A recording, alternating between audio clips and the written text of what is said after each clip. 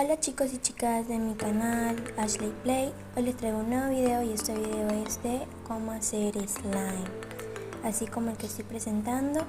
Pues sus materiales son los siguientes: tengo un envase con una cuchara para mezclar, goma, vicina y líquido de jabón macho, o sea, para lavar platos.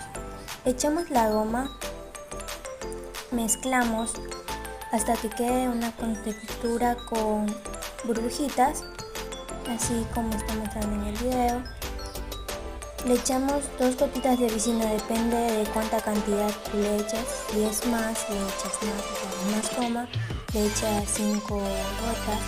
Le echamos el jabón macho, mezclamos y así es como nos queda. ¡Chao!